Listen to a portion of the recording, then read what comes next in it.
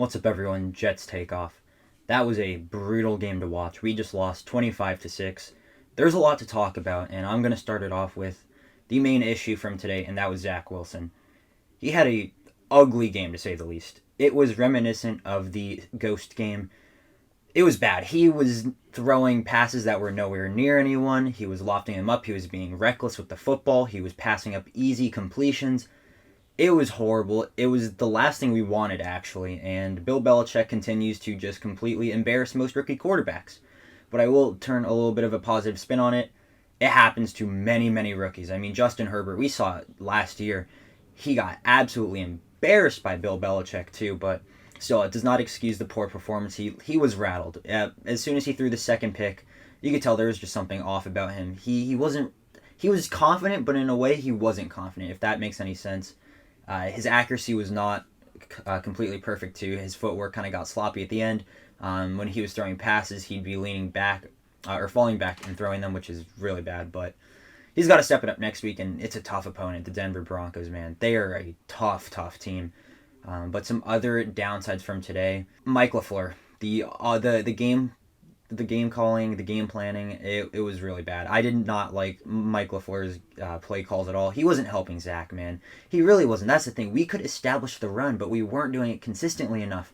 And the thing is, it was like 2nd and 28 or something, and we're running just straight up verticals, 4 verticals, man. And it's like, for a rookie quarterback that already has, I think, 3 picks on the day, and you're going to force him to just chuck it downfield again, I mean, what are you doing? He's not helping it. We weren't getting the short pass game going. That's something we really should have been doing.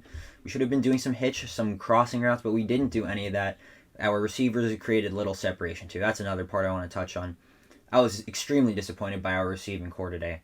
The separation was not there. Corey Davis was locked down, even though I did have a feeling that would happen. Elijah Moore, he got open sometimes, but overall, he didn't really have a good game. Braxton Berrios is our leading receiver. Like, come on. And Keelan Cole, did he even get a catch this game? I'm puzzled how Jeff Smith somehow got a little bit more action than Keelan Cole. Keelan Cole is a very underrated safety blanket receiver, and Jamison Crowder didn't play. And Denzel Mims, man, why is he not on the roster? I mean, the thing is, when we were already losing and we knew the game was over, that would be the time to put in Denzel Mims so he can kind of learn all 3 positions more. But guess what happened? He's a healthy scratch. So that's just upsetting and really, it's infuriating. I'm going to be honest. Hopefully this stuff changes, man. Hopefully we can learn from these offensive mistakes. And I thought the interior of the offensive line played pretty bad too. Even though we didn't give nearly as many pressures as we did against the Panthers, at least in pass protection, they weren't that good. Now, let's flip it on the other side, though. Some positives. We'll start with the O-line again.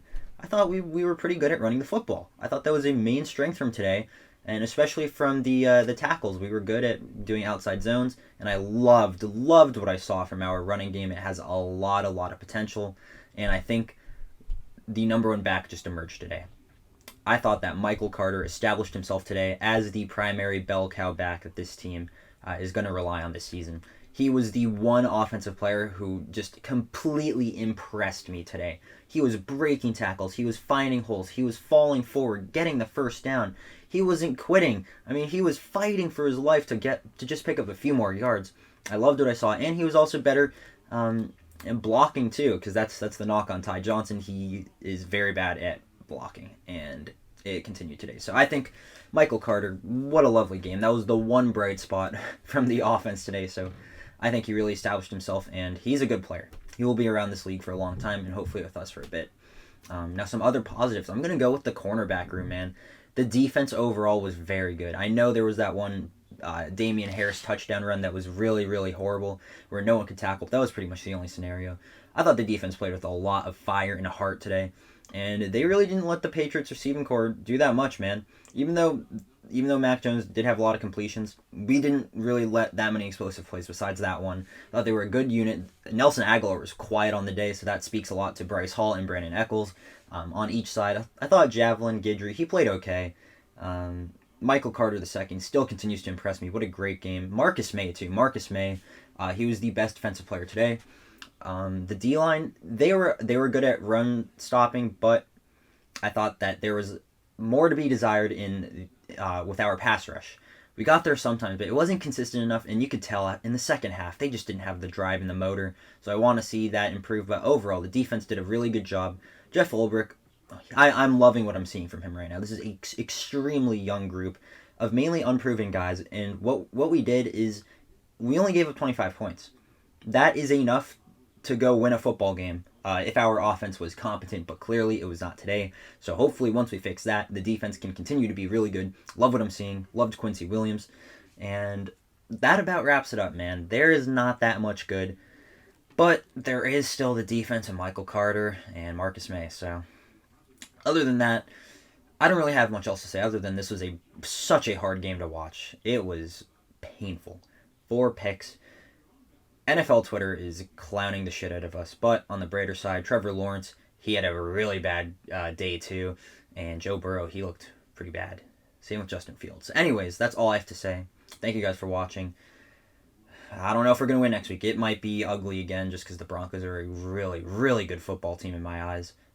But thank you guys for watching. I do appreciate it, and I'll see you all later. Peace.